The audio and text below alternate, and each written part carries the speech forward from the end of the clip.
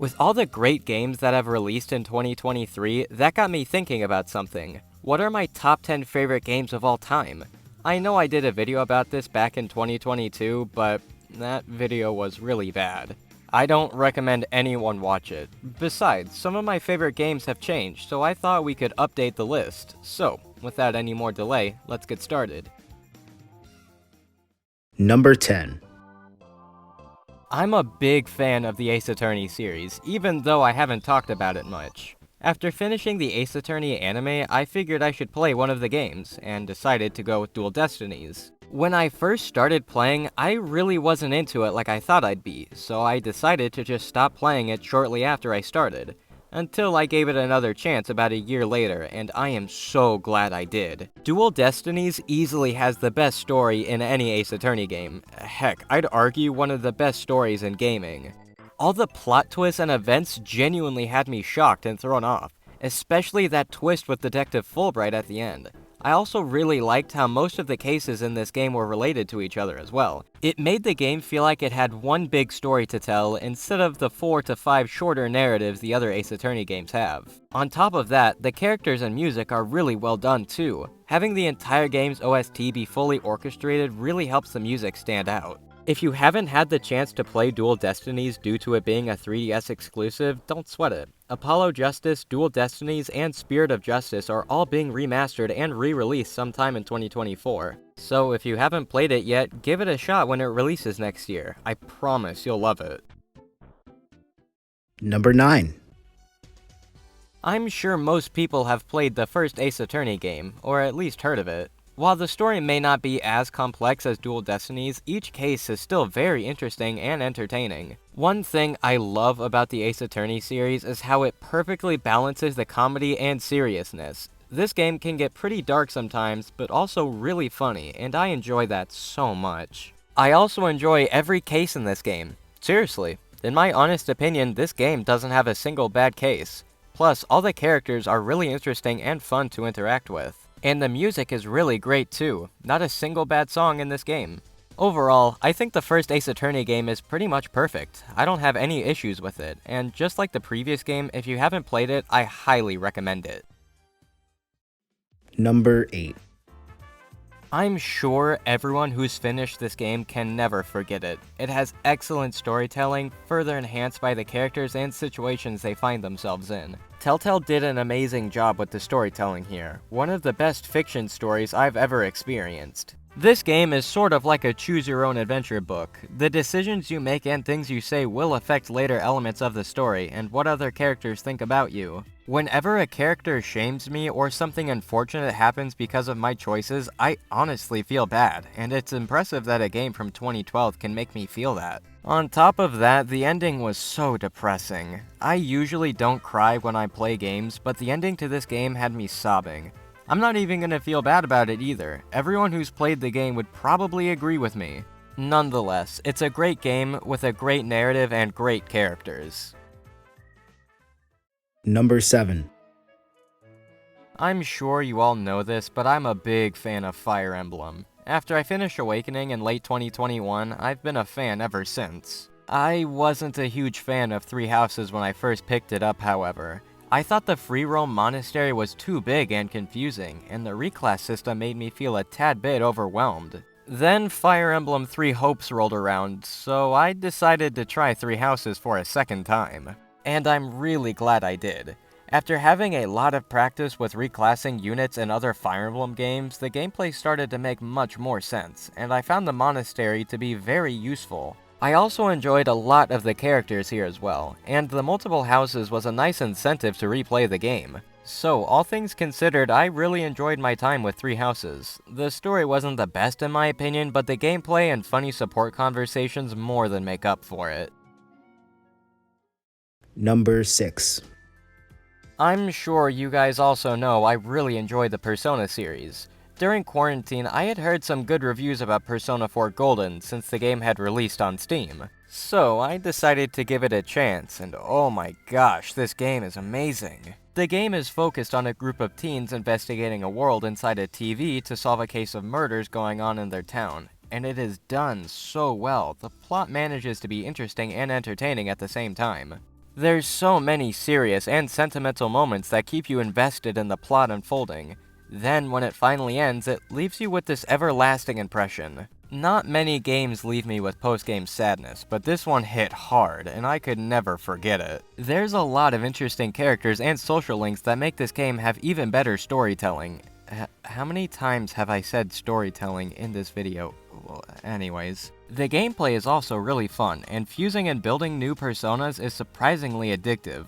For me, anyways. I'm glad this game got released on Steam and other platforms, because it really is a must-play. Number 5. Out of all the games on this list, I'm sure I don't need to explain myself here. Spider-Man on PS4 was a great way to spark interest in this character while delivering a great story and amazing gameplay. Ever since the game released, I wanted to play it so bad, but was never able to since I didn't have a PS4. But when I was 16, I managed to save up enough money to finally get one. Spider-Man was the first PS4 game I had ever played, and what an amazing way to introduce me to a console I knew nothing about. I was addicted to that game for a few days, completing all the side quests and collecting everything I could find. Insomniac did a great job making this game. All the suits and references to the movies and comics were so cool to me. I know Spider-Man 2 released a little bit ago, and it's a good game, don't get me wrong, but the first Spider-Man game will always be important to me. Number 4. When I finished God of War on PS4, I knew I had to see where the story goes next, so after finishing it, I immediately bought Ragnarok.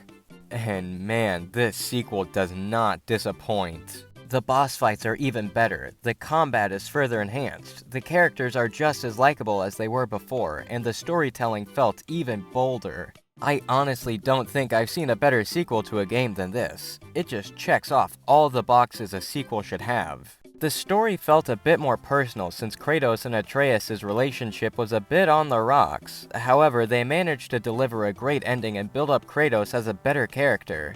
The gameplay hasn't changed a whole lot compared to the game that came before it. That's not a bad thing though. God of War on PS4 had amazing combat. All Ragnarok did was expand and fix a couple things. And I love all the post-game content this game has. The game makes me want to go out and collect things so I can get better armor so I can defeat the Berserkers and do other things. I haven't been a God of War fan for all that long, but Ragnarok really does have me hooked. Number 3. After I had just gotten my PlayStation 4, I figured I should get some new games. Like I mentioned earlier, Spider-Man was the first one I played. Shortly afterwards, I got my hands on a copy of Persona 5 Royal and The Last of Us, but I figured a couple new games couldn't hurt. So, after asking around, I ended up buying Ghost of Tsushima and Horizon Zero Dawn. Horizon Zero Dawn is a wonderful game, no doubt about it. However, Ghost of Tsushima had me way more interested in its world and characters.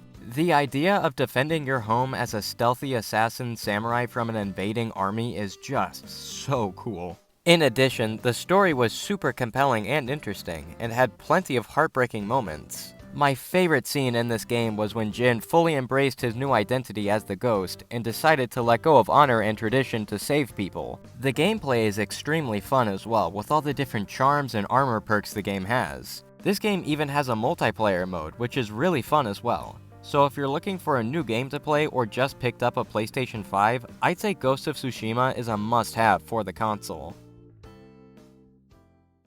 Number 2. Persona 5 Royal was the main reason I decided to buy a PlayStation 4.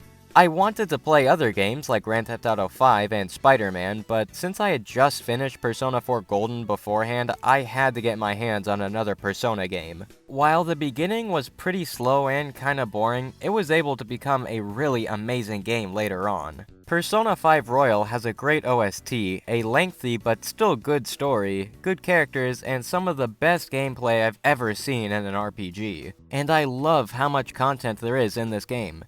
Things like extra boss fights, fusion weapons, places to explore, the list just continues. Persona 5 Royal is easily one of the best RPGs ever made, and I'll always enjoy it. Number 1. Anyone who's known me more than 5 seconds knows how much I adore Fire Emblem Awakening. I decided to try out a Fire Emblem game since at the time I played Lucina a lot in Super Smash Bros. So I decided to pick up Awakening, and this game didn't disappoint. It took me a while to finally finish it, but when I did, I was hooked for a while. After I finished the game, I immediately started a new game to replay it. Then I learned about second-gen units and started reclassing in smarter ways. All this eventually snowballed into me studying Awakening and creating builds more than a normal person should. While I am personally more invested in the gameplay of Awakening, I still love the story and the characters. Intelligent Systems suspected Fire Emblem Awakening may be the last Fire Emblem game they ever made. Of course, I'm glad it isn't. So many good Fire Emblem games came afterwards, but if Awakening was the last game they made, it would have been a perfect way to end the series. So, it's the end of the video. I know my favorite games haven't really changed, but I did want to make a more updated version of this list. Did anyone agree or disagree with any of my picks? Let me know in the comments, or comment some of your favorite video games. I don't know about you guys, but I actually really like seeing other people's favorite games. Make sure to like and subscribe, I'd really appreciate it if you did it. I hope you all have a wonderful day, and I will see you all later.